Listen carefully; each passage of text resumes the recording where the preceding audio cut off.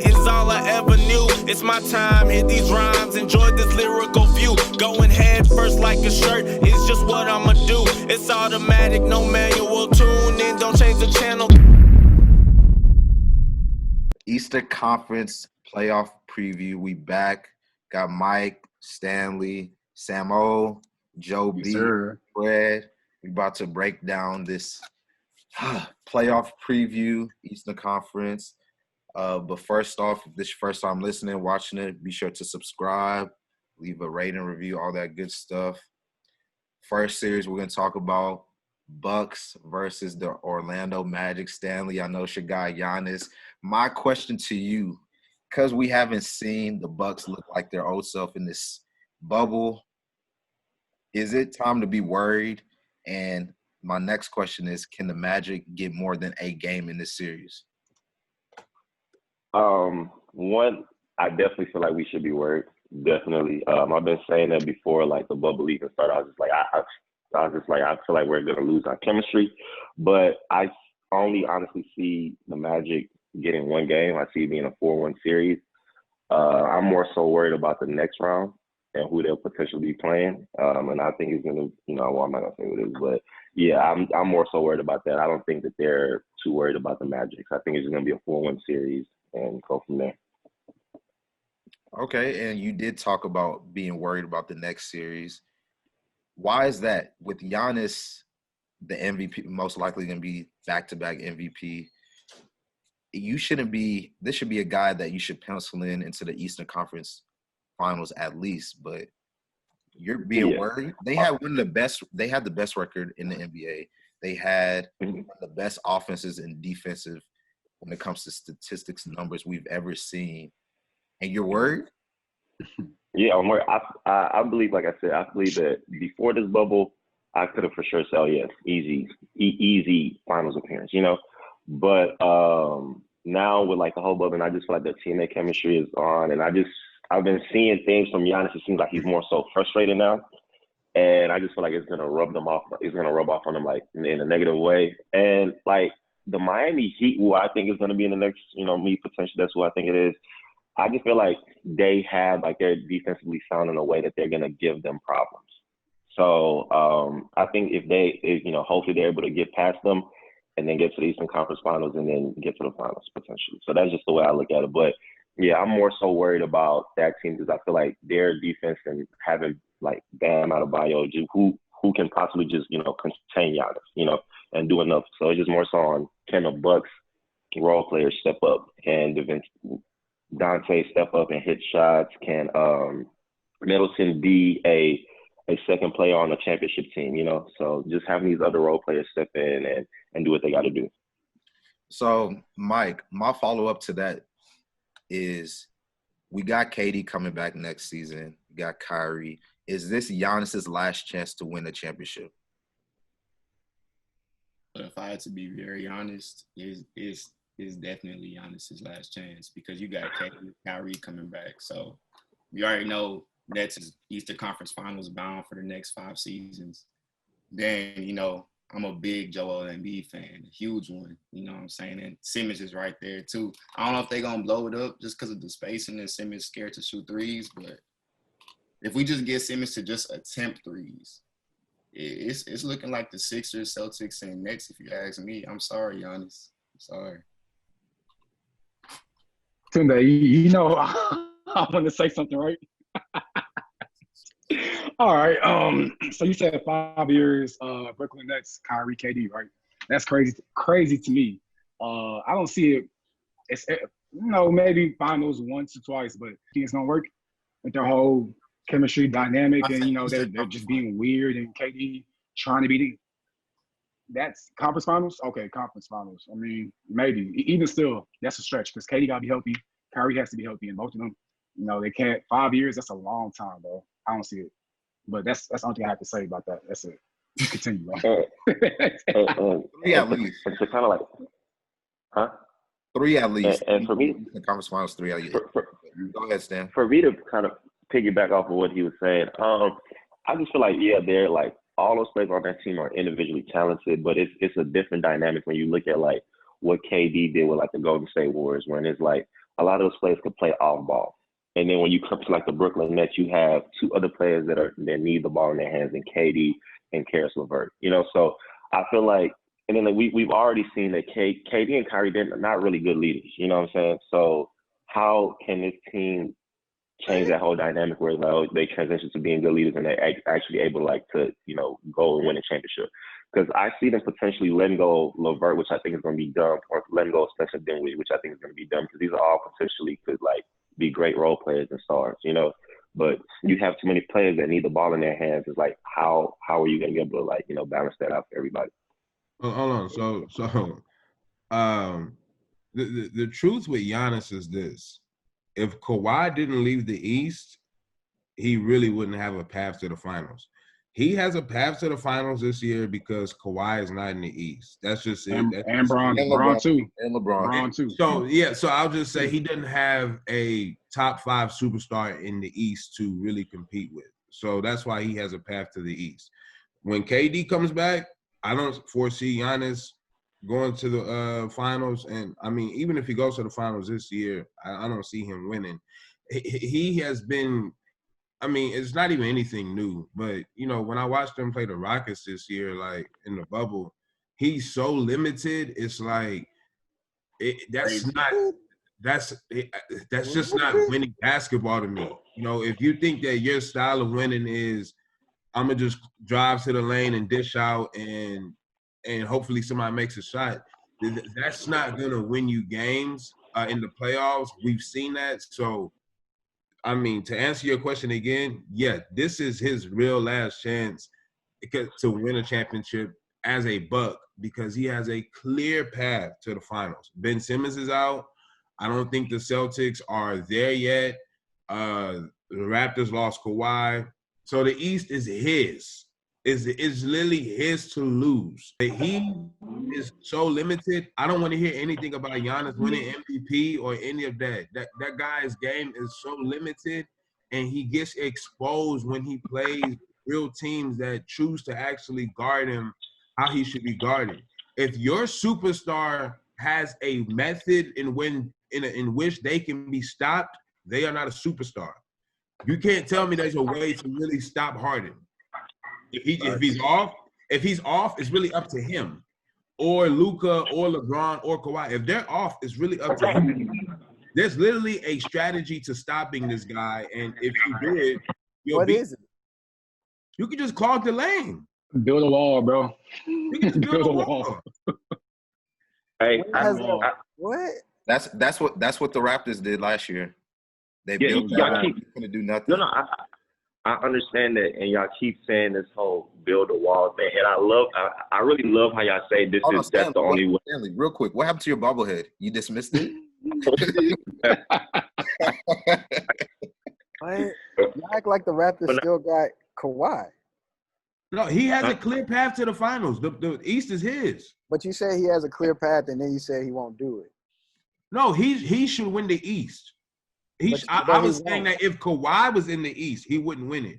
But you said you don't expect him to win it, but you said he has a clear path. No, I expect the Bucks to win the East. They definitely should win the East. If Kawhi was in the East or any other superstar, he would not win it. And when KD and Kyrie come back, I don't see them winning, if he even stays in Milwaukee anyway. But this year you expect the Bucks to make it out the East, right? Definitely. They definitely should. They should. If they don't, hey, can we get that Giannis smoke going up or no? Because I'm just saying, bro. Hold on. So, Joe B, you brought up the Nets, and then you also brought up the Raptors. A lot of people like the Nets, like me, especially for next season. But this season, their role players, especially in the bubble, have been hooping. Karis LeVert, you got Gary Temple, you got Tyler Johnson. You got all these young players hooping and a mixture of veterans. Now they're playing against the defending champions, the Raptors, who have looked very good this whole season. You can make the case that, they probably won't need Kawhi. Plus, they got the championship experience from last season. You got Kyle Lowry, who years before has been that guy that people just didn't like the way he just goes in and out. But he's been hooping. You got Marc Gasol, Ibaka, Rising Star, Siakam. Can the Nets make this a series? So the thing about the Nets is they play very hard. Yep. And that's literally half the battle. I think they can. I don't know about making it a series. I mean, if I was a betting man, I definitely bet the Raptors to win. But I think the Nets could win one game for sure, maybe two. Karis LeVert, if you know hoops, Karis LeVert is that guy. Like, and this is before he did whatever he did against the Blazers. He's really that guy. And when Kyrie and KD come back, that'll be their big three, and that'll be the team in the East. But as it stands right now, they definitely can take a game or two. I don't expect them to win the series, but I definitely expect them to take a game or two. Okay. No one got anything to say after that? Still the same game or two? I think it's probably going to be a sweep, man. Woo! I mean, they might get one game, but, like, that's a big might. Like, they're just not deep enough. And Toronto is just too – they've been there before.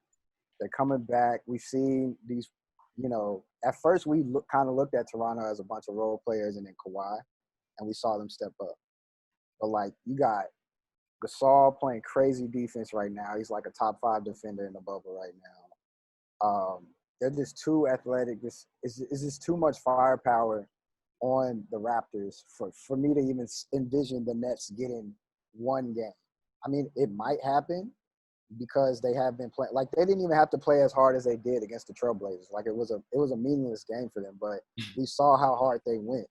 So I agree that they're tough guys. They're doing everything for their team, for their coach, but that starting lineup is like barely a formidable starting lineup. And then when you go to the bench, you're like, damn, they really don't have it. They really don't have anything on their bench. And that's kind of what you need to even win one game in the playoffs. You got to have at least like a 8 or 9 man roster, and they barely have a 5 man. So I agree that LeVert is hooping right now. And when KD and Kyrie come back, I don't know what they're going to do because they all need the ball in their hands. I would have LeVert come off the bench and have him play like a Ginobili role. But yeah, I don't really see the Toronto. Yeah, they might just get 4 of them things and then get out of there. I want to say one thing about the Nets. Everyone says that KD needs the ball. KD really doesn't need the ball. Yeah, I don't get that. KD can literally be a spot up shoot. He won't be, but KD's a shooter. But he's at his best. LeVert needs the ball.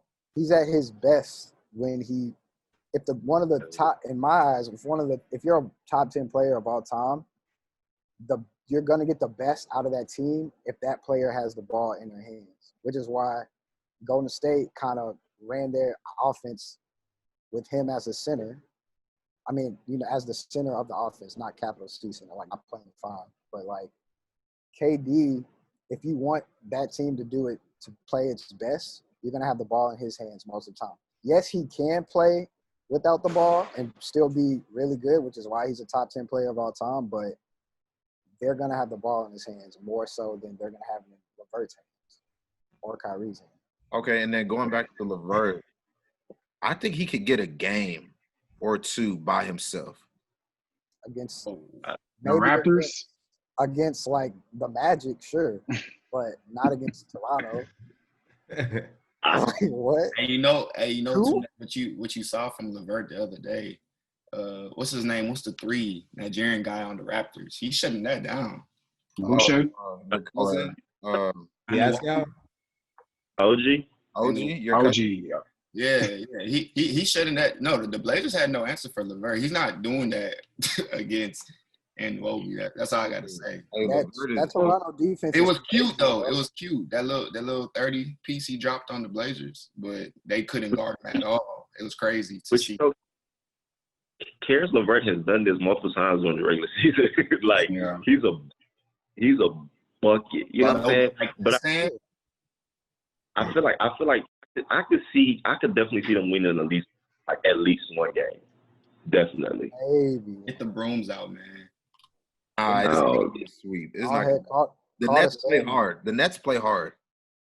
Bro, they play hard. Good, but you gotta do more than just play hard to win And then look at this. As much as I like the Raptors, as much as the Raptors have been playing very good in this season, we haven't seen them like who they giving the ball to late in games in the playoffs when the playoffs slows down. Siakam's good; he's a rising star, but I don't think he's that go to guy.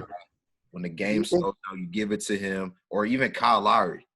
Do you think they need that against the Nets? No, I don't. They don't. They don't. I mean, like, you don't need Mamba mentality against the Nets. No, my thing is that if LeVert gets hot, and we saw against the Blazers, he was, dumb shot he took before, the end of the game. But if he's going ISO and getting his own, and the Raptors got to match that, and I don't know if they could have someone that could, Bro, Blazers defense. Raptors defense. Yeah. You know what I mean? Like, he's gonna be good, but he's not Iverson. Like, he's not gonna go in there and just dominate the Toronto Raptors. Like, their defense is crazy. Tunde, the Blazers defense is actually probably maybe the worst defense I've ever seen with my two eyes. I mean, the Blazers. Have you watched the Raptors? You got Melo, McCollum, Lillard. Melo, McCollum, and Lillard are probably the worst starting at their position in terms of defense. So he was bound to give them a 40-piece. Okay. All right. So we got the Pacers and the Heat. Jimmy Butler, T.J. Warren. Probably nothing's gonna happen between those two. But still, get your popcorns ready. Anything's possible. The Pacers we see, they're not a complete team. Sabonis is out. Victor Oladipo's not 100%. Can they make – my question is that can the Heat make a run? If they do beat the Blazers, can they make a run? So, Sam, do you think the Heat can make a run? If they beat the Blazers? What you mean? No, the Pacers. Oh, Pacers. Yeah, the Heat, bro, they're a solid team. And just like Stanley said, the Heat are scary, bro, especially if the Heat play pretty much the Bucks. The Heat might beat the Bucks low-key. Like, Giannis, Giannis has like a clear path this year, but he has some teams that can scare him with the Heat and Raptors being those two teams that can actually come out the East. So, bro, if the Heat really, lock it up and Jimmy Butler can just be solid and not trying to act like he's like top 5, top 7, or talk that talk. If he just hoops, bro, the Heat really can actually come out the East. So, yes, I believe they can make a run, bro. So you're saying that Jimmy Butler can be the best player on a championship team? I mean, if you have a good championship team, which is like good role players, teams that actually, players that do their job, and then you have Jimmy Butler who can, give you that last second bucket that can actually lead you somewhere. As sad as much as it hurts me to say it, bro, he can. He can. Because I really don't honestly, bro, I don't care for Jimmy Butler like that, bro. But he has a squad, bro. Butler talks more than his game, bro. And that's the thing I don't like. We got like Draymond Greens and Jimmy Butlers and stuff like that, bro. I'm sorry. I can't rock with you, bro. Jimmy Butler can ball, bro. He can ball, but he talks like he's top 5. Like, that's the thing, bro. I mean, I'll be working out, bro. Y'all get with me. Like, bro, so what, up, bro. You want him to be like, hey, bro, I'm just top 15. Don't mind me. Like, what you want him to do? Hey, bro, he can have all the confidence in the world, bro. That's cool. But the way that he talks and drops 12 points or some shit like that, I'm like, bro, nah, he's not like that, bro. Don't talk like that. I can't take you serious, bro. I can't. He has to drop like 25 for like at least on the Heat. They're evenly down throughout. I feel like if they get to the finals, to the conference finals at least, the most vital person on that team is gonna be Bam. Like, it's not gonna be Jimmy. Like, you know what I'm saying? Bam does show me a lot of growth within like this past year 2 type. You know what I'm saying? So I feel like he might be the best defender they got, even with Jimmy, because he could hold the bigs and he could step out and hold people on the perimeter as well. And then he does a lot for them. Like, that just goes unnoticed, So if they get to that spot, it's gonna be, to me, I think it's gonna be more so Bam than Jimmy. Bro, Miami, just now thinking about it, I mean, I was watching them play, I forgot what team, but they got Nunn, Hero and Robinson, these boys can't miss. They got shooters. Oh my God, dog! Hey, Joe B, shooters. they got the shooters the Rockets wish they had. Bro, They shooters. they have the best 3-point shooter in the league. Oh my God, Duncan Robinson. That was undrafted. Yeah, because that's an organization. They know what they're doing. But yeah, then they got a real stretch five in Kelly Olynyk. He can shoot too. They got Dragic coming off the bench. If I pick any team to win the East outside of the Bucks, it would be Miami. They have Iguodala. Deep team. Even Iguodala can shoot. Oh my God! I forgot they had him too. About Iggy, bro. In the playoffs, Iggy's a different player. We see Oh my what Iggy God. did to the Rockets. We see what Iggy did to the Rockets. So to show some love to the Pacers, do y'all think TJ Warren, when that team's completely healthy, when you got Sabonis back next season, when you got Victor hopefully 100% next season, and then the emergence of TJ Warren, can that be a big three that can like contend in the East? Yeah, I think like this year, even for this round, like they have Brogdon, they got Holiday, they have Oladipo. Oladipo isn't, I don't know what percentage he is, but it's not 100. The only way that they can do anything, like maybe even take it to 6 games, is if the backcourt plays well. Like the backcourt has to play like crazy. TJ Warren is probably, I don't want to say going to be taken out the game, but it's a possibility because we saw what happened the last time these teams played like a couple of days ago. It was like back in the day when D Wade and LeBron was playing against Jeremy Lin, and then everybody was going crazy against Jeremy Lin. They was like, all right, we're going to lock him down. That's probably what the Heat are going to do to TJ Warren. But they don't have Sabonis, and then Oladipo's not 100%. Because of that, we saw the emergence of TJ Warren. TJ Warren was like, all right, I'm going to step up to the plate. He hadn't even hit like 40 points before, and then you saw the type of 30 in the bubble. Like, he had, I don't even know if he hit 30, and it was like, he was like, all right, I'm going to eat. Now, will that be sustainable next season? We don't know, or I don't know, because like it'll depend on their trajectory. The Pacers' trajectory is going to depend on how TJ Warren plays in this series, like as the focal point of the team. Because if they lock him up, then I don't see them being like any type of serious big three or big whatever. I'll say this. I think TJ Warren has been performing with the usage he's been getting, but I want to say that I'm more so disappointed in Miles Turner. Like, Yes. I thought that this dude was going to be much more than what he is, and I don't know. He's just not, especially with the opportunity he has now. I'm just not seeing it. I'm just not seeing it. I'm not sure what's going on with him, but I expected him to be much more than what he is. I really don't know what he is. Joe, what's funny is that when they traded Paul George, everyone thought it was going to be his team, right? No one said that Victor is going to be Victor's team or Sabonis' team. But no one ever thought those two were going to be the players that they are right now. I mean, why would season happens. Those two guys are, and even Malcolm Brogdon are better than Miles Turner. And now you can make an argument that TJ Warren, like Miles Turner, is the 5th best player on that team. And that's not bad. That's not a bad point. That's what I'm saying. If this team is healthy, can they make a run in the East? I feel like we're discrediting TJ Warren a lot. Because I don't know. I mean, y'all probably didn't watch the Suns last few years or whatever, but TJ Warren has been averaging damn near 20 like every year, like, and nobody really just paid attention to that until now we're seeing him in the bubble, right?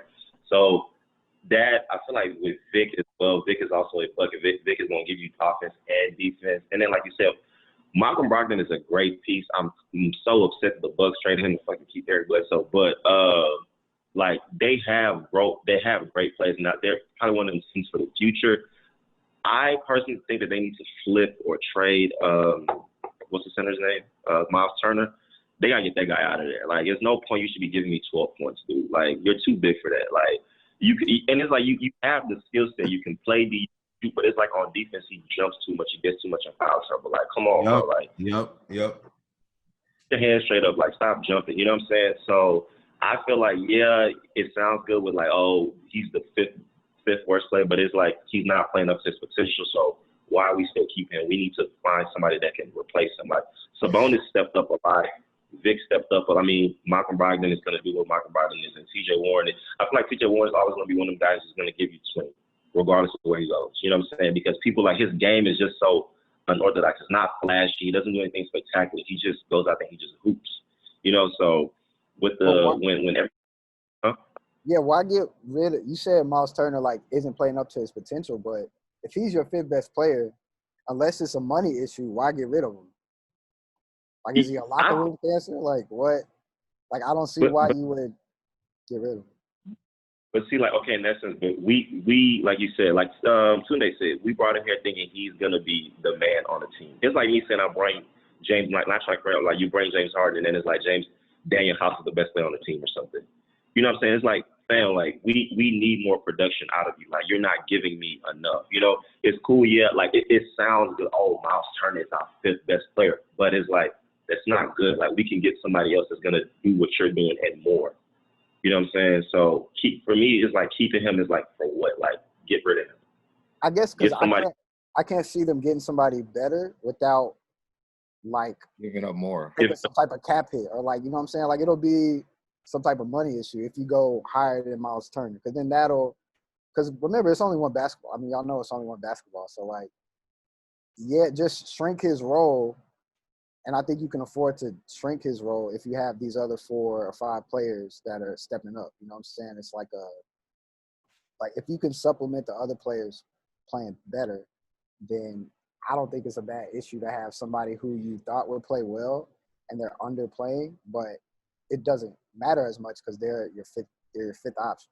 They're fourth or fifth option. And then also, I think, Miles Turner and Sabonis, they complement each other very well because Sabonis is inside and Miles Turner is outside. He loves shooting that jumper. He loves shooting those broke ass jumper. So it's a broke, but they complement each other. And if you do trade Miles Turner, like, what do you, besides trying to get another star with Victor, who else are you really gonna get for him? I'm trading good role players. Cash considerations like they did T.J. Warren, because dude, you're giving me 12 and 7. It's giving me 12 and 7. Like, they traded T.J. Warren for cash considerations. He was giving me 20 multiple seasons in a row. Like, you're giving me 12 and 7. Terrible. Like we could literally get look what is Jared Allen giving us on the Nets? He's probably giving us the same stats. You know what I'm saying? Like, come on, bro. Like, you're more Jared Allen, so why are you giving me Jared Allen numbers? That's just how I look at it. Like, I mean, Jared Allen not bad. He's not bad, but it's not like, good. What, Jared Allen for the Nets? I mean, he's a backup center. But he's solid for what he does. Nah, Jared Allen is good. He's solid for what he does. On defense, his defense is he can play defense. He can grab boards. That's what he needs to do. Of the game. But no, listen what I'm saying. He's not an offensive-minded player. So why are you giving me this? Why is Miles Turner giving me the same numbers as Jared Allen when we're not asking Jared Allen to do? We're asking you Miles Turner to do. You know what I'm saying? Like, you're providing the same efficiency on offense. Right. You're not doing that with me. Good point. All right. So the series that will probably be the longest compared to the other series, you got the 76ers versus the Boston Celtics. No Ben Simmons. Joel Embiid is hurt, but he's still going to play the series. You got the Celtics, their 3 main guys, Kemba, Tatum, Jaylen Brown. How do y'all see this series going? Because I think it could be a dogfight, and that really depends on if Embiid wants to be the dominant force that he should be. Because no one on the Celtics can stop him. Man, I mean, that's true, Tunde, but, man, honestly, if I was a Sixers fan, that's worse than being a Rockets fan. Let's be real. So that's because every year, bro, somebody's getting hurt, somebody's getting stomach cramps, or they just preparing for the future, but there's no future. And these niggas will keep trying and trying again with the same formula, but it's not going to work. So that sounds just like the Rockets. No. It's not. It's not, because the Rockets have hope. The Sixers, I see no hope for them even winning 2 games this series.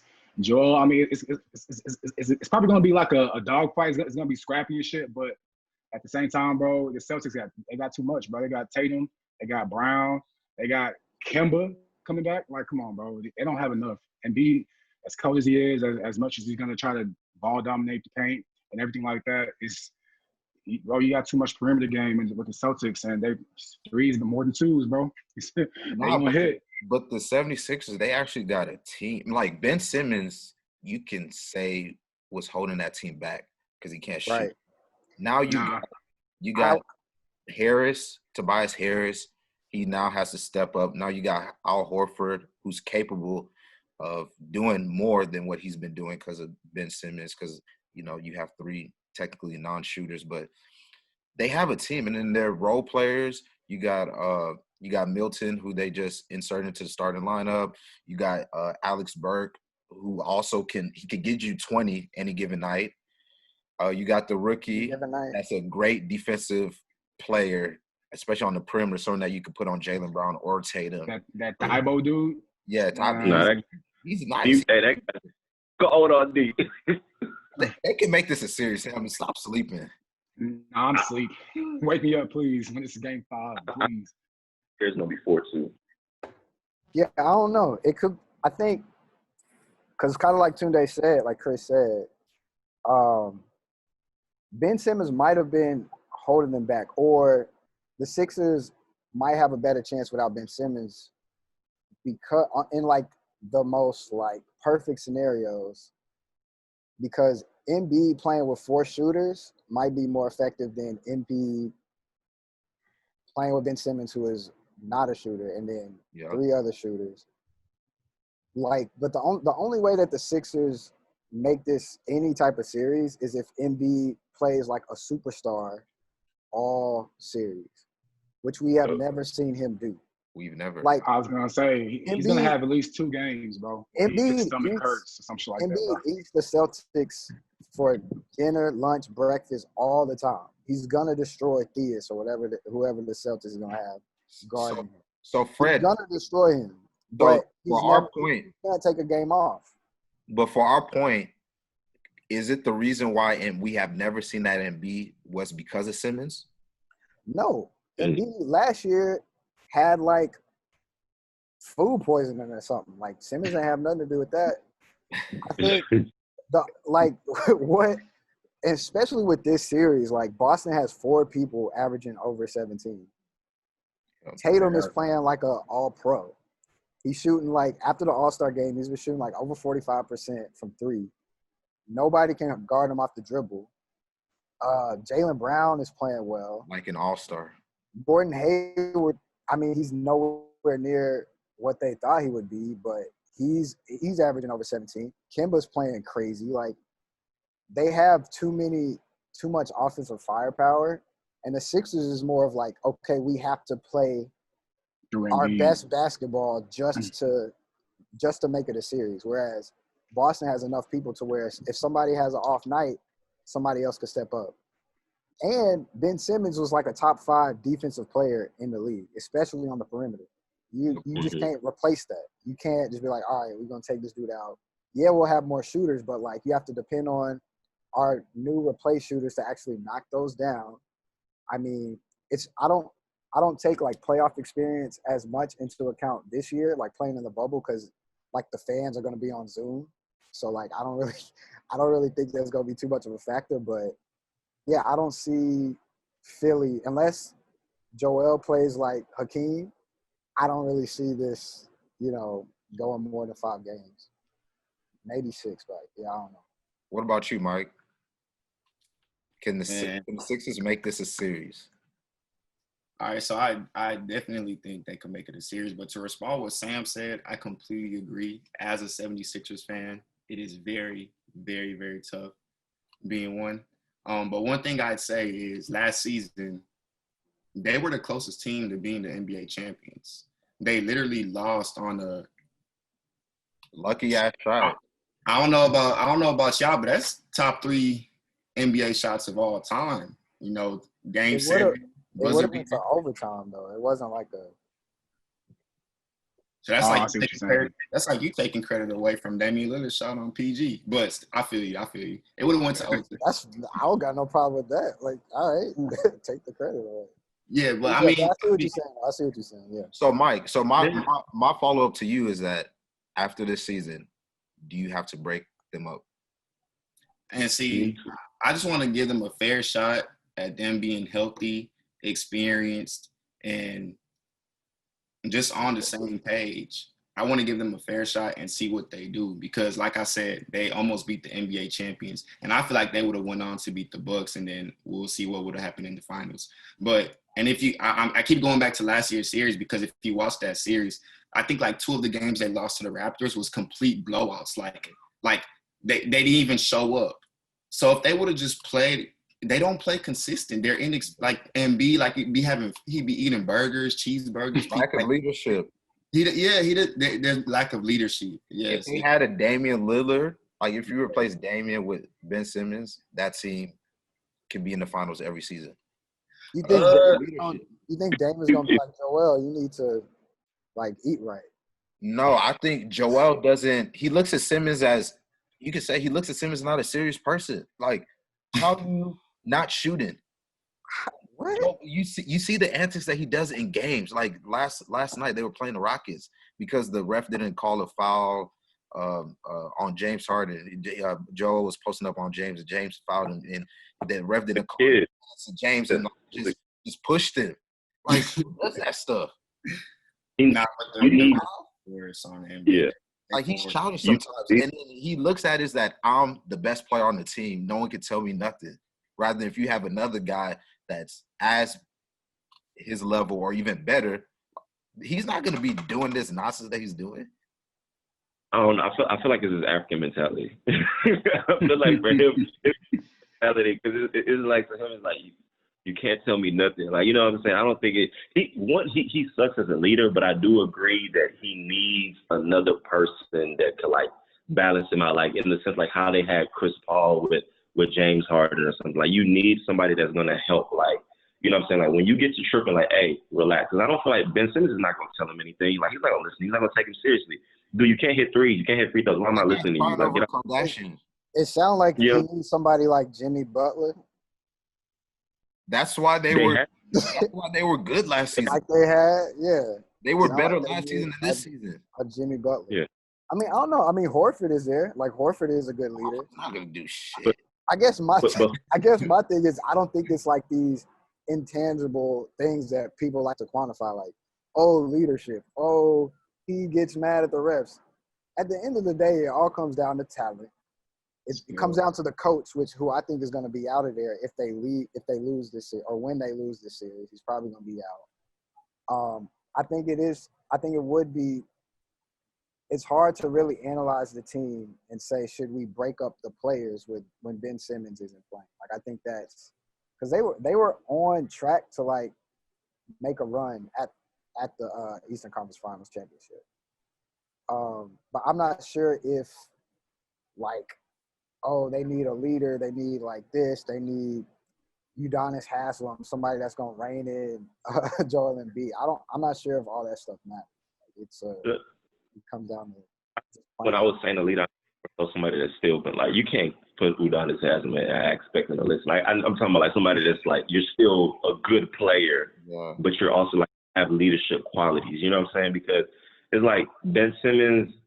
Dude, you've been giving me 15 points for like most of your career. Like, I'm not gonna take you seriously, dude. Like, you tell me something like, okay, you hit a three. You know what I'm saying? So he needs somebody that's gonna like balance his ego out a little bit. Like, you know what I'm saying? Like, just kind of like calming down. That's kind of when the leadership skills come in that aspect. And I feel like they need to let Simmons go. Western Conference playoff preview. We're here. Osama, Prince, Samo, Chica, Wale. We about to break this down. First series I want to talk about, Nuggets versus the Utah Jazz. I don't know if y'all saw the news. Mike Conley is out. He just had a baby, so he will most likely miss 2 games. My question to Chica, the emergence of Michael Porter Jr.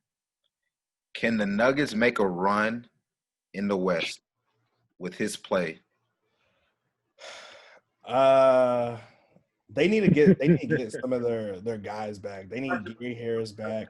They need who else? They were missing somebody else, like a main rotation. Will Barton. They need Will Barton back.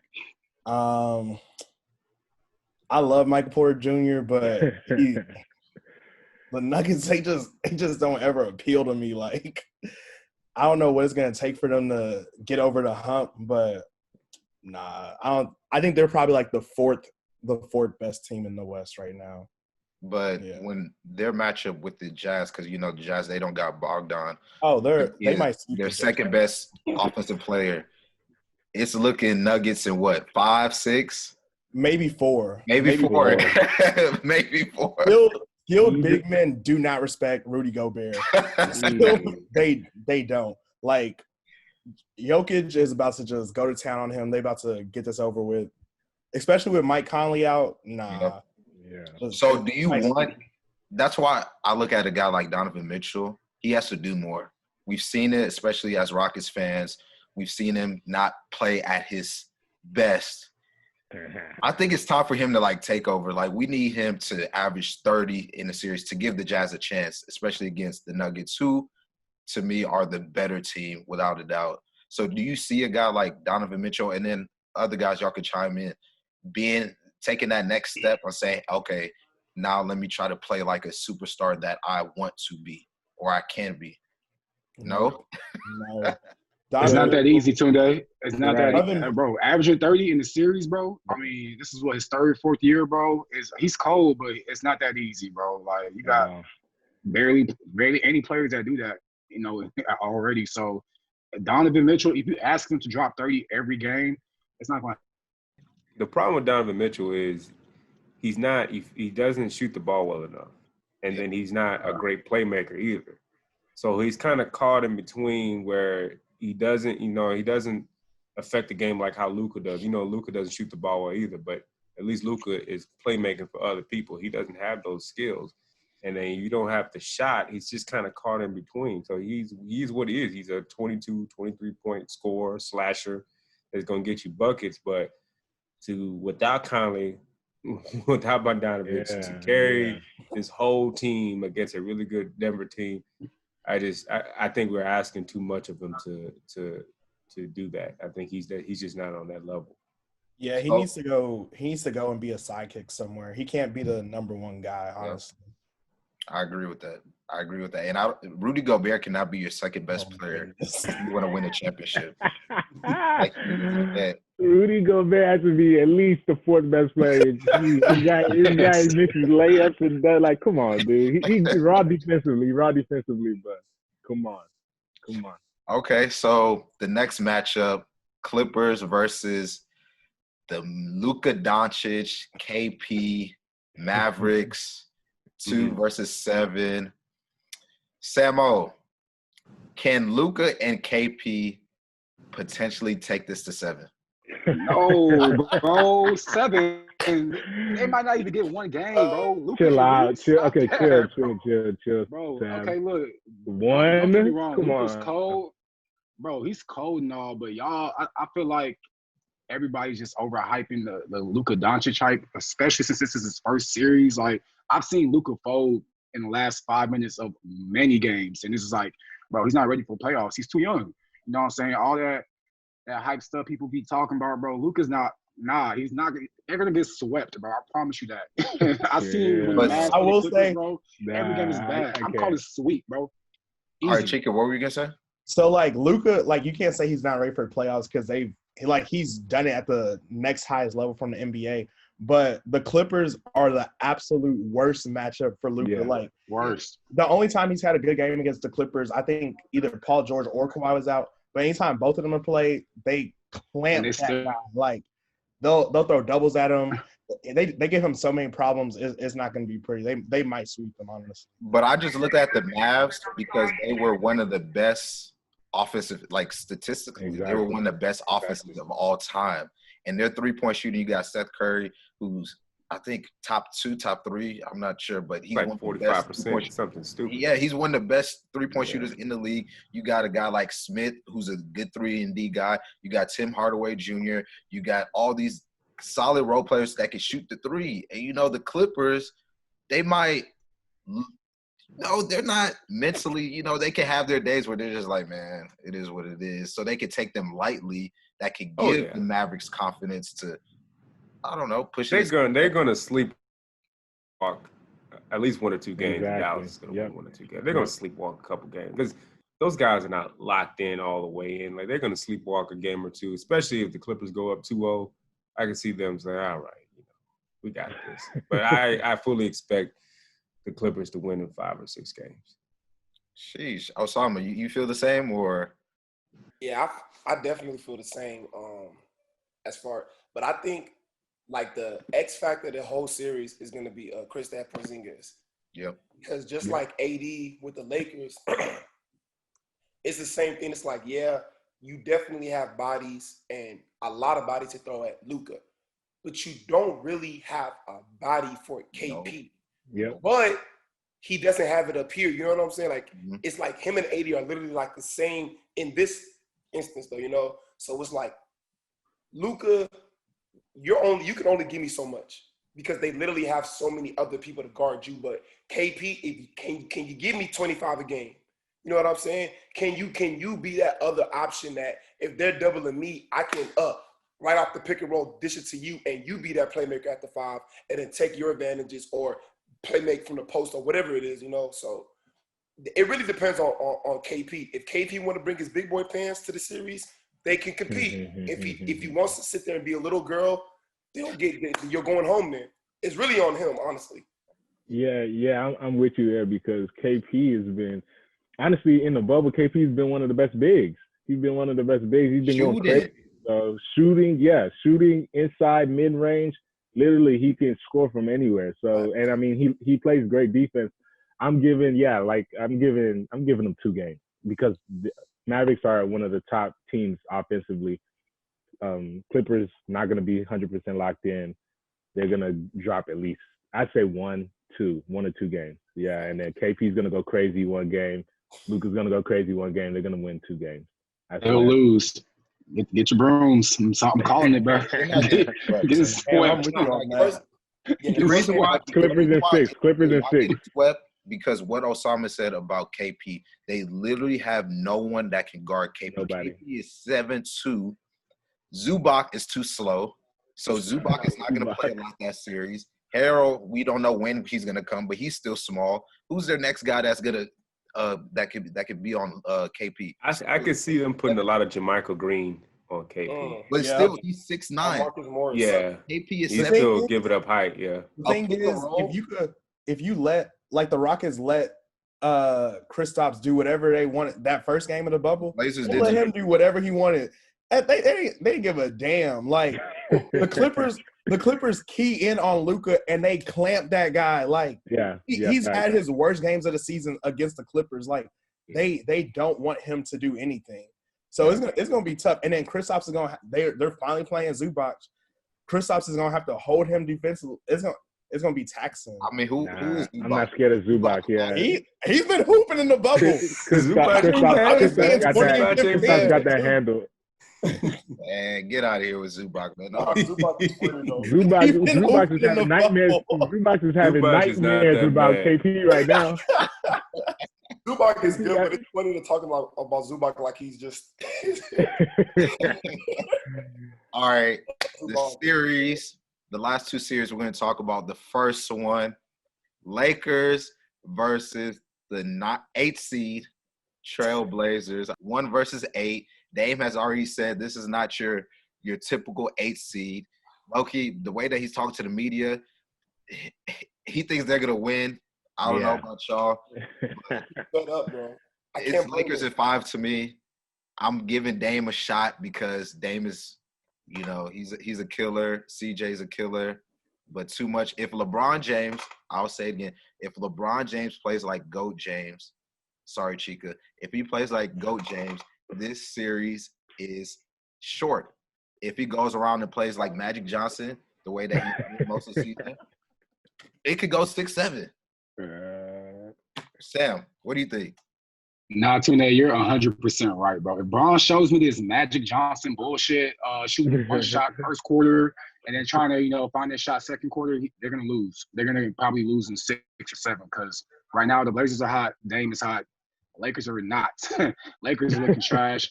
AD's trying. I mean, AD is so inconsistent, bro, and that's the thing I don't like about AD. That's always been his problem. He'll drop 40 one game, and next game he'll shoot 14 shots and go for like 15 points, bro. So you can't have that, especially in the playoffs where so much expectations. And Braun, from the bubble, bro, he might be slowing down. I can't even lie. Like I'm a big Braun fan, but he better be saving this shit for playoffs. That's all I'm gonna say. He better be saving this shit because second guessing it now. Bro, yes, hey, I can't lie, bro. Right now, bro, my eyes are like, damn, this nigga's not Braun. You know what I'm saying? So it might go 7 games to be honest, and Lakers might barely squeeze out this one. That's how I see it. Wale, how do you see the series? I really think it's gonna be a 6 or 7 game series either way. The problem with the Lakers is that their weaknesses is the Blazers' strength. They have 0 guards. Like their guard play, if you're giving minutes to Caruso, Deion Waiters, and Danny Green can hit a shot. Their guard play is the worst guard play of anybody in the playoffs remaining. Yep. And you're going up against a team that has 2 of the best 7 or 8 guards in the entire NBA. So you have to get super LeBron, super AD. It's not that the Lakers are that much worse or the Blazers are that much good. It's just really a bad matchup. So you got to get LeBron and AD have to bring their A game. They have to take advantage of that. The Blazers don't have anybody to guard LeBron. The Blazers don't have anybody to guard AD. Carmelo's going to have to guard LeBron for like 10, 15 minutes this game. That's a nightmare. But so LeBron's A game and AD's A game is required. And if LeBron is playing how he's been playing, as Sam was saying in his bubble, the Lakers are in trouble. If AD have his games where he's scoring 8 points and he looks like he's mentally out of it, the Lakers are in trouble. But if they bring their A game, they should win in 6 or 7. If not, and another thing, the Blazers are tired. They had to go all out just to make the playoffs, so they might be a little winded, but it's a bad matchup for the Lakers. Avery Bradley would have been really useful. Yep. Maybe if they get Rajon Rondo back, he might be able to neutralize a little bit, but that tandem of Caruso and J.R. Smith and Danny Green, Deion Waiters, that's terrible. KCP, that's just horrible. Like, they're going to get cooked. It's going to be bad. So my question, Osama, for the Blazers to win this series, do they need Damian to go crazy, or they need it to be like a well-rounded series from everyone, like a Nurkic, 20-10, Zach Collins, 15-10, Melo, 15-20, Dame, a good 30-piece average, CJ, a good 20. I'm not gonna lie to you. Everybody you said was on point except for CJ. CJ, I'm a damn near need like 25 to 27 points from you because you're taking that many shots. Yeah. It's funny because him and Dame take the exact same amount of shots.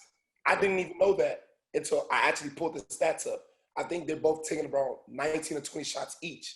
So if Dame is giving me 30 and CJ, we're counting on you to be that guy, respectively, bro, I need at least 20 is not good enough for you. I need more than that for my second best player. Because to be honest with you, the thought that they can even double Damian is really absurd when you got a player right by him that literally does the exact same thing he does. You can shoot, handle, facilitate, but yet they can double Lillard. I feel like we've been given – I know me. I have been so critical of C.J. McCollum. Like, I've been, like, overly critical of bro. Like, I'm like – because I just don't feel – I feel like he leaves Damian to like out there to you know what I'm saying? He doesn't show up with Damian enough. But when he does show up, they win every time though. So CJ, man, shut me up, bro. Come out the series. Well, actually, don't shut me up because I can't see my boy Braun go out like that. Word. So respectively, I need you to be a bum. Just like Sam said, man, I'm looking at LeBron and I'm like, damn, bro, my heart is always gonna be with you, bro. But damn, bro, you ain't looking like you're not looking like the best. It's so bad, bro. So Chica, do you see it being an upset? I want it to be an upset. Shocking. That's so shocking. Y'all washed. King has been looking mighty washed. I've seen this guy miss layups. Easy layups. He's looked terrible. And I keep hearing, oh, he's gonna turn on for the playoffs. He's gonna turn. Last year, this guy said playoff mode activated. Oh my God. And he was terrible. I don't think the Trailblazers are gonna do it. Maybe Denver can do it. But the Trailblazers, like y'all said, they just don't have enough body. Like, they're terrible defensively. If they try to outscore them, that's a possibility because the Lakers don't have enough scoring. Like, it's LeBron and AD, and then everybody else are kind of bums. So Trailblazers, they might be able to take it to 7. If they take it to 7, that's when y'all should be worried. So Prince, another guy that we haven't mentioned in this series for the Lakers is Kyle Kuzma. There's nobody on the Blazers no one can guard LeBron, no one can guard AD on the Blazers. But Kuzma also has a mismatch too. Defensively, yeah, he's a liability, but a 6'9" guy like him that can shoot, that can also get to the rim sometimes. He needs to play big. Right. How do you see Kuzma like playing in when it comes to this series? Man, it's the same thing. He's inconsistent. That's just what it is. The guy's inconsistent. He's been inconsistent since like LeBron came. And they need Kuzma to hoop. I said this the other day in the chat. They need Kuzma to hoop like Michael Porter's been hooping. Literally, Michael Porter's pulling up from 3 and just taking wide open shots and making them. That's it. Kuz, like, we know you got the dribble. We know you can get to the lane, but bro, make an open shot and then go from there. Start your game off with making an open shot, making the right play. Don't try to go crazy because he does that and then he starts shooting bad shots and he starts missing and then his shooting percentage goes down. He starts Kuzma just needs to be an efficient role player for them and make his open shots. The guy's inconsistent. That's the biggest thing. But if he can make open shots, it's going to help his whole game. And then, yeah, that could go like 5 games. But that's what I'm saying. I don't see it. I don't see Kuzma hooping the way he needs to hoop because he hasn't done it in the bubble. He wasn't doing it before. I can't see him hooping the right way to allow the Lakers to beat Portland the way they're supposed to beat them. So that's why I say, yeah, nobody on the Lakers can hold Lillard. So he's going to go crazy. If they double, it should be that you pass out the double, get it to CJ, and CJ makes the right play. CJ has a strap. Like Osama was saying, like, come on, CJ, like this is your chance. You know Dame's going to get double. He's been going crazy. This is your chance. All he should be doing right now is shooting threes because CJ's going to get a lot of them. So we got to see. LeBron isn't going to let the Blazers beat him. LeBron, we know it's not going to let the Blazers beat him. I already know. He's not. And, like, I forgot who mentioned it, said that the first game, LeBron always likes to gauge, the competition, gauge the opponent. Yeah. He'll probably do that. And if the Blazers somehow win, we're going to see Boston Celtics, Game 6 LeBron for the rest of the series. But okay, now here's the thing. At some point, Father Time is going to catch LeBron. I'm not saying it's going to be against Portland. I'm not even saying it's going to be this year. But at some point, it's here. Father Time is going to catch up to LeBron. And because you're talking about LeBron as if he's just going to come in and go 24 points in a row versus the Pistons LeBron. That was 13 years ago. Like, I mean, it is Portland, though. When is it we're going to start really minimizing our expectations of LeBron? Because he is older. And he's not the player he once was. He's still a great player, but what have we seen in these past 8 games that suggests that he's just gonna? The reason why I say he can still be that guy is because we've seen signs in the regular season. We also saw signs last season before he got hurt. I think the injury last season really kind of like put LeBron on like, all right, let me preserve my body. I don't want to go all in for regular season. We already know LeBron's not a regular season type of guy.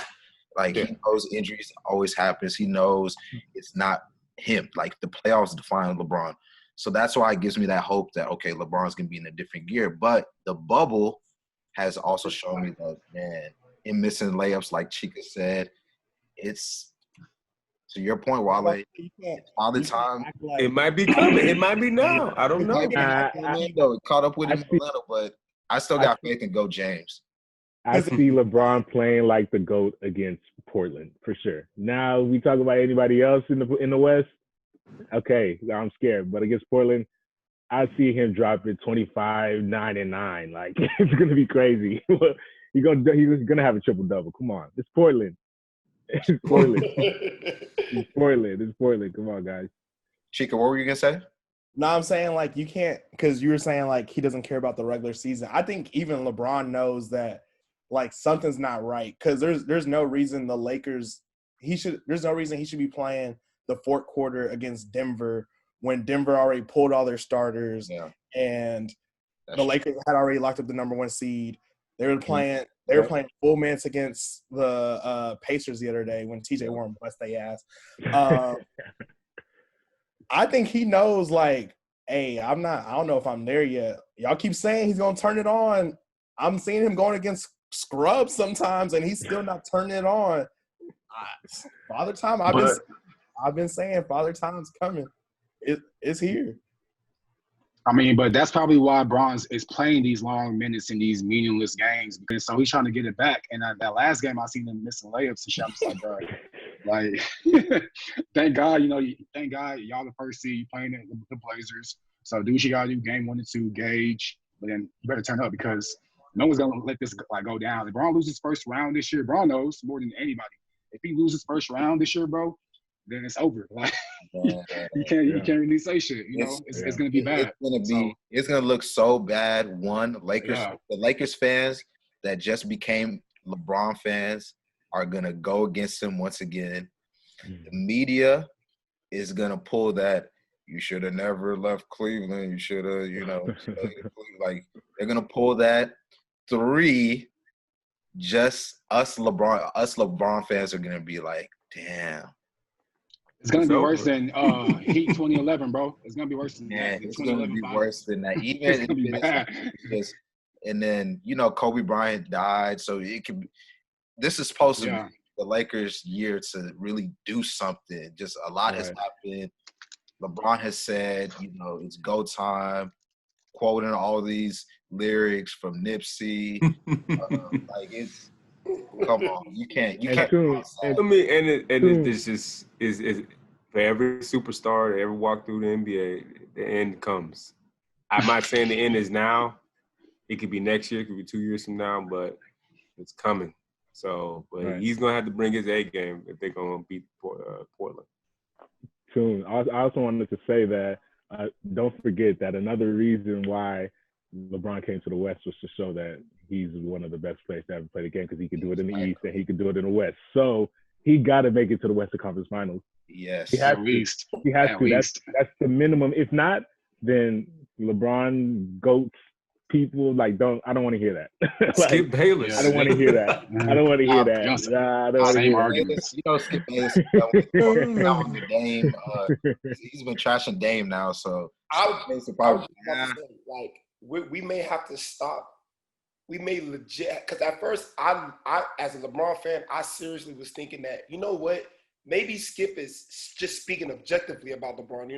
Maybe it's not hate. Maybe it's not like some like personal thing against LeBron. Maybe it's really just you really don't think this guy's that good. After what he did to Damian Lillard, bro, from this point on, do not bring up Skip Bayless. I honestly lost so much respect for that guy after he said what he said about Dame, because it's like, bro, really? You reaching that bad, bro? You really are that lame? Like, you're reaching so bad, you're giving LeBron credit right now. Bro, Skip is always for TV. Skip is always for TV ratings, bro. Like Braun made him famous, so he's gonna keep bashing Braun, and his fan base is gonna keep following and hyping him up. So it's like it's entertainment, guys. I don't take what he says seriously. It's all entertainment. He needs to be the villain for certain things, and Shannon Sharp is the he goes against him, and it's entertainment. I don't take Skip Bayless. Yeah, his argument is so flawed and stupid. It's just sure. But it's crazy because people will ride him. They'll be like, "Yo, yeah, Ray Allen saved LeBron's career." I'm like, "Bro, it's one shot. Like, calm down. It's game 6. It's not game 7." Dudes like Chica will be like, "Yo, Ray Allen saved this. Like, if it wasn't for Ray Allen, Bron would have nothing, bro." Game 6. They went to game 7. It was a whole game 7, bro. The series would have been over. It was overtime, bro. Game 6. It's an elimination game. It was overtime and a game 7, bro. So. But you know what's funny about that whole thing though? Like that people forget that entire fourth quarter what LeBron did. Losing the headband, he scored the last 15, 18 points, but he missed that 1-3 15 points, I think, yeah. Right. And that's what they're gonna hold on to. It's cool. Chica, I love you, bro. All right, guys. So let's talk about the series that got everyone, especially locally in Houston, talking. The Rockets versus the Thunder. Russell Westbrook is at least going to miss a couple of games. Could be more. The Thunder got Chris Paul, former Houston Rocket, who they traded with Russell Westbrook. So it's a swap. The Rockets thought, okay, Chris Paul is older, he gets hurt. But now going into the series, it's the complete opposite. Russ is the one who's been durable most of his career. Is the one not playing, and Chris Paul playing the best we've seen in a while. How do y'all see it? Because me personally, I'm nervous because I look at the Thunder. They got 4 guys that can get 20 plus: Shea, Gallo, Dennis Schroeder, Chris Paul. They got Coach Donovan. He could be a liability at times, but those 4 guys, and we've seen the inconsistency of guys like Eric Gordon, Daniel House. Even though he's been good in the bubble, we might not know if this is going to be the same guy in the playoffs. Covington hasn't made a shot since February. Yeah. Austin Rivers, we know that some games he looks very good, some games he's like, and they got small ball, and James Harden, to his credit, he's been playing very good. The best I've seen him play as a Rocket, even though it was 8 games. He can't do it by himself. We need the other guys to step up. So, Wale, I gotta ask you, as a longtime Rockets fan, how are you looking at this series? Because man, it could get, if they lose this series, it could get ugly, even though Russ might not play. Well, I mean, if we lose this series, D'Antoni's for sure getting fired. It's might not be the only person that gets fired. No doubt. Daryl Morey's probably gone too. Losing Westbrook hurts. I mean, it really, really hurts because really both teams are kind of even with Westbrook. They're kind of even. They have their 3 guards. We had our 3 guards, but Westbrook out. Eric Gordon looking really bad. I mean, just really, really bad. And it really comes down to Eric Gordon. I think Rivers, he's always been a good playoff performer. You're going to get everything you got from P.J. Tucker. P.J. Tucker's my favorite Houston Rocket. He's going to give you everything he has every game. Covington, while he doesn't shoot well, he does other things well. But if Eric Gordon can't give 90 to 95% of Eric Gordon, we're out of here in 5 or 6 games. It's wild. It's that because even with Westbrook, you were talking about a 6 to 7 game series, which I would have sided with Houston. I was like, Rockets will win 6 games with a healthy Westbrook. But Westbrook is missing 2-3 games. Who knows how many? And then even if he comes back, are we getting in healthy Russell Westbrook? Yeah. And Eric Gordon is coming off an ankle injury, and he looks fat, slow, and can't shoot. So, James Harden versus Schroeder, Shea, and Chris Paul. That's just too much to ask for. And they still got Steven Adams. So I mean, look, my dad asked me what you got. I still said Rockets in 7 because I'm a homer. I'm a Rockets fan, diehard Rockets fan. But I'm not gonna lie to you. If Westbrook doesn't come back quickly and 100%, or if Eric Gordon if he's not 95% of himself, it's gonna be bad because you got Chris Paul. He's got a bone to pick. Yeah. Y'all traded me, and I just keep thinking, man, if we had Chris Paul and Clint Capella right now, we would be the favorite to come out the West. But it's Chris Paul has a bone to pick, and I just don't know. He's gonna be motivated, and that team's gonna support him. They're gonna rally behind him. But I gotta go with my boys, Rockets in 7. Hey, Samo, Mr. James Harden. First of all, can we all virtually dap up Tunde for saying Harden can't do it by himself? It's like the first time I've ever heard him say that shit. He's always anti-opposite. Right. I'm glad you're finally realizing he can't do it by himself. Right. 1 and 2, I'm super scared. As much as I don't like Westbrook, or like Westbrook, he'll go crazy, and I'll give him his flowers and shit. But at the same time, Westbrook is a bad decision maker. But at the same time, when it's Harden by himself, and I guess Covington and Tucker and just company, Harden, he has that lackadaisical play, and that shit affects the whole team. And I hate watching the Rockets when Harden's in that lax mode, when he's not making the shots or he's just playing lazy. One thing about Westbrook is he's going to come hard every game, and that actually correlates to everybody else playing hard too as well. So that's something that we're going to miss. And against the Thunder, like you said, Chris Paul's scrappy, and then he has something to prove. Adams, he's a dog down there in the post. So it's like we're going to need as much energy as possible. So those first 2-3 games is going to be tough. And I don't know if the Rockets can do it, but they have to make their shots. And, I mean, we've been saying this for 4 or 5 years straight.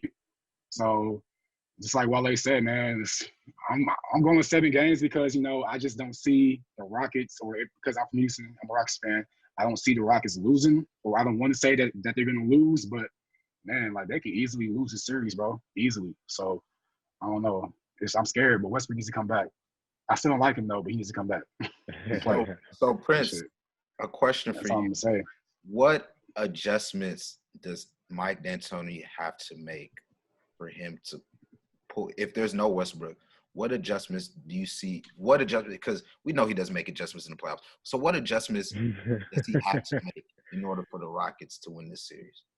Literally none. EG is back. I know he's not shooting well, but I feel like James Harden came into the bubble like knowing that it's playoff time. If you notice that, like, look at the bubble. First of all, James Harden is 100% healthy. Usually he's not healthy when playoffs start, or out of shape. He came back in shape. He came back healthy, and look at his play. It looks like he's old school Harden again. He's going high percentage shots, a lot of assists, a lot of rebounds. Harden's gonna be here. So first of all, I'm gonna say Rockets are winning the series. I don't know how many games Rockets gonna win the series. I don't think they need to make any adjustments because EG right now is basically Westbrook 2.0. He can get to the rim, but he can't shoot. Nobody can stop EG from getting to the rim. EG gets to the rim. If you've seen him when he's playing in the bubble, he's actually lost some weight and he looks fast. He can get to the rim at will. It's just, man, if his shot would have dropped, it's over. Like, we're winning in 5. If his shot were to drop, but I don't see that happening quick enough. I think he's gonna get a shot back. Come on. Like, this guy's a shooter. He's a perennial shooter. I think as we get to the next playoff series, his shot's gonna get better. But man, I do not see us losing to OKC. I don't see us losing to OKC because Harden's locked in. Harden, when he gets out there on defense, he has his hands out. Usually, man, Harden just looks different. Honestly, in this bubble, I've never seen Harden play the way he's played in his career. Ever. Defensively, offensively, he just looks, and I feel like that's part of Westbrook just being there, not even just Westbrook being on court. Westbrook being there and holding him accountable. Harden looks like He's also in the bubble, so he can't go I out was at gonna night. say, yeah. He can't go out at night. Yeah, for sure. Exactly. That's fact. There's no fans, That's no fact. heckling pressures, stuff like That's that. He's fact. just hooping, bro. All hoops. Yeah. So Prince, Oh. the reason why I asked you that adjustments, the Mhm. Thunder are gonna double Harden. Like if the Thunder don't double and trap Harden, It's stupid. they are asking to lose this series because there's no rust. Eric Gordon, as much as he's a good player, could be a better player when his shooting is going, he really can't dribble. We see a lot of times he goes to the basket and he loses it and he's always like, foul, asking the ref, foul. Yeah. Foul. So my thing is, could Rivers, I don't think he's going to start. Rivers is actually, he could dribble. He could bring the ball up court. Yeah. It's more of getting the ball. Harden needs the ball. Don't get me wrong. He needs the ball all the time. But we need another guard that can. Rivers got to play more, 30 minutes. He has to play more, dribble more, and get Harden going off the ball. No, off rip. If he's on the ball or if Harden has the ball, they're just gonna double and trap. And they're gonna have to give Lil Clemens. They're gonna have to give Lil Clemens some minutes too. Nah, I don't want to see. I don't want to see Clemens out there. But no, I'm not saying like 20 minutes. Like, he's gonna have to play because think about it. After Harden and after Rivers, who's your third ball handler? EG. Eric Gordon is. Come on, EG. guys. Ben McLemore doesn't handle the ball. No. EG. Let's not disrespect EG. Let's not disrespect EG. When it's time to get to the lane, he doesn't need. He's like Westbrook. He doesn't need to go in and out. He's crossover and he's getting to. That's why I say him and Westbrook play almost exactly the same. Prince, it's I understand that. Crossover I understand and it gets to that. the lane. He's dribbling before he gets to the basket. He sometimes he does too much. Tries to do crossover and it's turnovers. EG is not a good dribbler. He's not a good dribbler, but he doesn't need it. He doesn't need to be hardened with the dribbles. He needs to pound the rock and get to the lane just like Westbrook does. That's all he needs to do, and he needs to shoot his wide open shots. If Harden gets doubled, I like what you said. Rivers needs to play because Rivers can. Jeff Green needs to play. Jeff Green. Coach Mike D'Antoni, at least he's not starting Jeff Green, which I would say it would be the best for the Rockets right now, especially against OKC. But he's giving Jeff Green a lot of minutes. Jeff Green and Rivers are going to fix that double team issue. Like, EG's not going to be dribbling. If EG gets the ball from Harden from a double team, he's going to shoot it.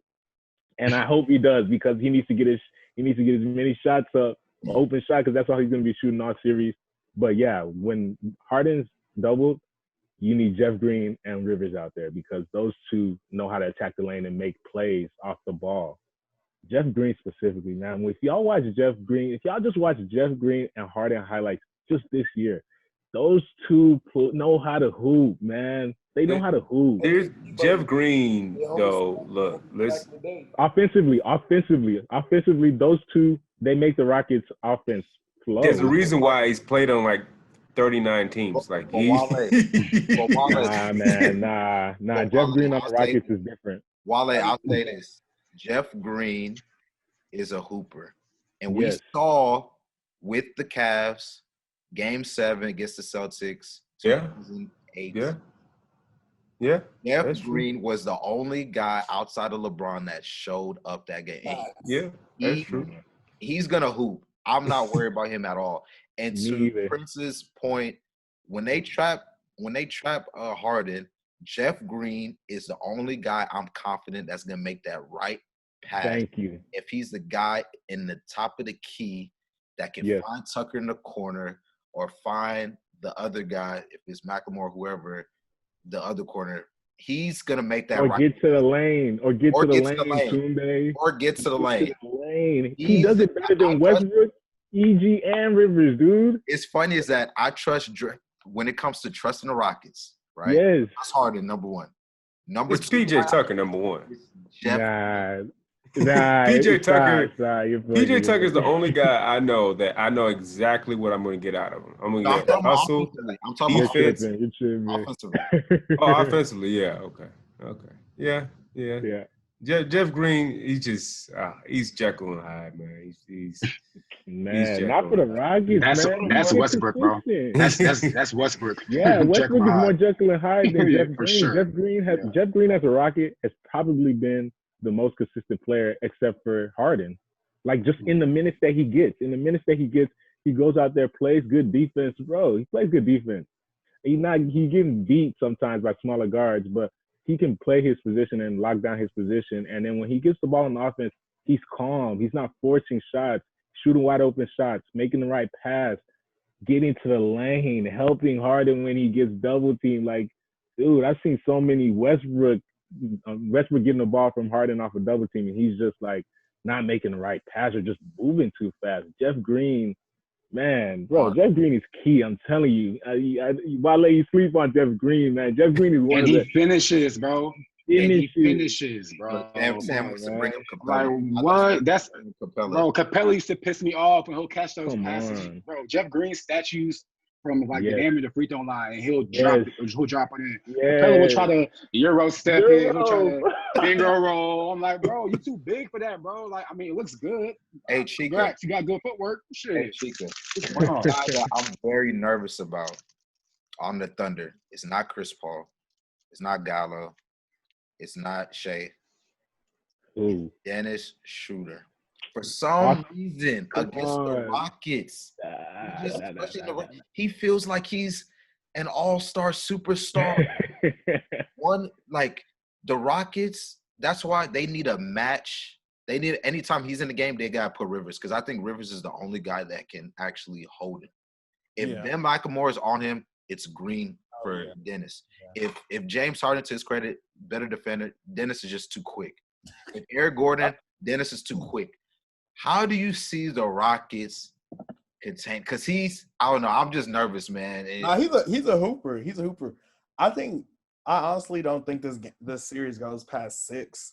Like, if the Rockets, they said Westbrook's gonna miss 2 games? 2 games. If the Rockets win one of those games, the Rockets are winning in 5. Right. Y'all talking about how bad Eric Gordon's look. Eric Gordon's looked bad for the last 3 years. I've been asking for the Rockets to trade. Jeff Green is the focal point. Dennis Schroeder is a hoop. He's a hooper.